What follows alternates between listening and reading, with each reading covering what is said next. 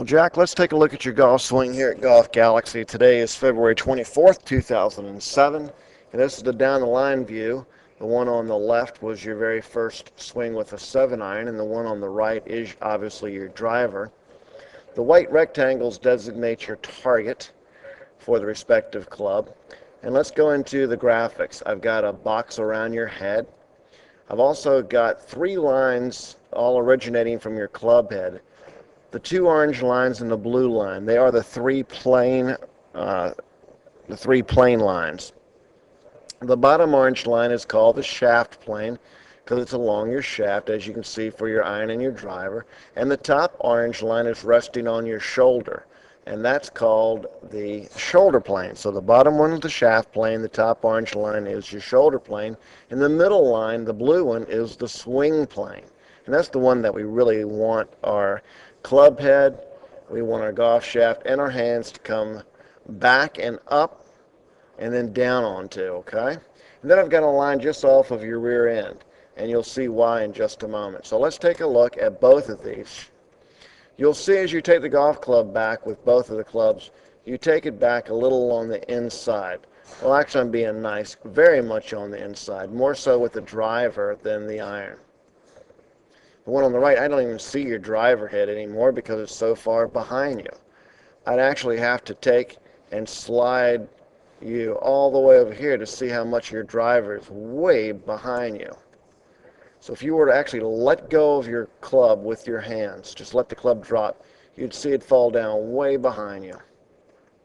So that's a little bit of an issue. This is when the golf shaft is parallel to the ground. And then we're going to continue on, and what we want to do is try to get the hands a little bit more in the center of the chest at this point. And when I'm talking about center, I'm talking about something that looks a little bit more like this, okay? You can see your hands are slightly under the blue line. With the driver, with the iron, your hands are pretty much on it. But I'd like your hands actually to go back and slightly above the blue swing plane line and then come down on the blue line, okay, with the iron and with the driver. Let's keep going. This is basically when your left arm is parallel to the ground, and yes, you do have a little bend in your left arm, more so with the driver than the iron. But I think that if we can do a little more stretching and strengthening the left shoulder and the tricep muscles and the left arm, and get your club more upright than what it is. Now, it's not going to be an upright swing, which I don't want. I just want it more upright than what you currently do. I think this will help your left arm. Now, the next thing that you're going to notice is your golf shaft. If I draw a line on your golf shaft from the club head on the one on the left of your iron and connect it with the golf shaft, notice where it's pointing. It's pointing between your toes and the golf ball. And the same thing with the driver swing as well, okay? Well, we don't really want this. What we want is that golf shaft to be as parallel to that blue line as possible. You can see that this is called crossing the line at the top of the swing. Crossing the line just means it crosses the swing plane line, okay? Now, ideally, we would like to see you with your golf club in a better position. So I'm going to go put up your good friend Tiger Woods and watch his swing as he takes the club back and up. Well, why don't we do this? Let's have some real fun and show you both of them. So you can see the difference in your club versus Tiger's. Your club's off the radar screen, but yet I still see Tiger's golf club. Okay? This is pretty much when the left arm's reasonably parallel to the ground. You can see your hands are on the line, his are slightly above. We want to try to keep the golf shaft as parallel as possible. And look what Tiger's hand is doing. Not the gloved hand, but his right palm. You'll see it's kind of like catching raindrops. Your right hand, though, is not. It's pointing out, a little bit toward the golf ball. And therefore, your golf shaft is not parallel to the swing plane line as Tiger's is. So you've crossed the line. Now, you can still play good golf from here. Larry Nelson comes to mind, 3 major wins on the regular PGA tour and numerous senior tour wins, along with Freddie Couples doing the same thing, but Couples is even worse than yours. And yours isn't really that bad. You can still play good golf from here. You're a 7 handicap. My God, that's pretty darn good. Going to beat most everybody. All right, now we're going to go down. But before we go down, just try to remember from right here as you go back, try to catch raindrops. Try to get the butt into the grip pointing at the target line, not necessarily the ball, but at the target line, okay? And you can see that you're not doing it.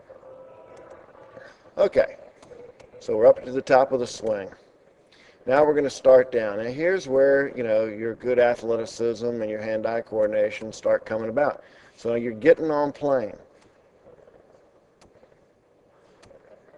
However, we've got a little problem else to work on. Notice your rear end in relation to the blue line. There's space there.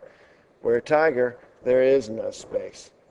You can see that he's turning his hips. You can see the back of his left leg, and don't see as much with you. So he's using his core muscles while you're kind of swinging with your arms. Now, that wasn't too bad of a shot and all the way through. So you were doing the same thing with your iron as well. And it's just amazing to me that, both the driver and the iron swing really stay about the same the whole entire time. Now, the one on the left with the iron shot, you hit it into the target, which is well done. Same thing with the hips, of course. Now let me show you what we wanted to work on to try to get you on plane. I put a post in the ground. The objective was to take the club straight back above the target line, which you didn't quite do, but now you're making amends, and you've done a nice job. You can see your club head is in the middle of the 2 orange lines. Good job. You weren't going to hit that green tube that I put up there. So I thought you understood the takeaway and were improving. And that right there is really a major change, just getting the takeaway down. But it sets up the rest of the backswing. And this is the next part of the swing we have to work on, trying to get that right palm facing up at the sky. As you can see, you're not doing that. Therefore, the club is, nowhere near parallel to the swing plane line. But it was better than it was before. If I bring up your first iron swing, take a look where your iron is. And you can see a big difference. We'll work on getting the right elbow down a little bit more, but the right palm facing upward. The rest of the story, you can judge by yourself. Obviously on plane, and boom, right into the target. All right.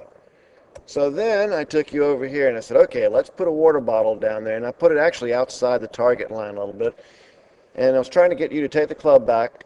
What you felt was way outside, but actually was not. And then what you're going to do is you're going to bring the club straight back and up, and I'm going to catch it with my hand. So that's what we're going to do now. So I'm explaining it to you, what I want you to do. And you can see your takeaway as you obviously hit the bottle.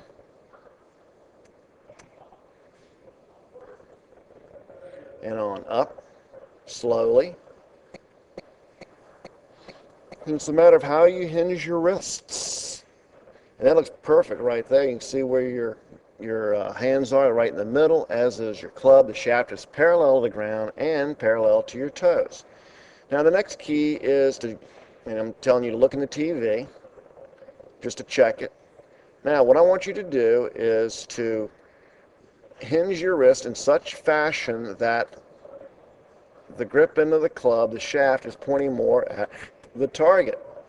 So if I connect the golf shaft from the club head to the grip end, look where it's pointing.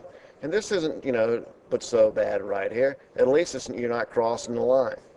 And then we're going to go a little further, and there you go. That's what we're working on. Carrying the tray of dishes. Okay? Now, when you're doing this at a slow rate of motion, it's hard to get the club all the way back. So when you speed your swing up, you will be able to take it back much further, okay? So that's what we're working on. Well, that's enough, and I wish you good luck as you progress on your backswing.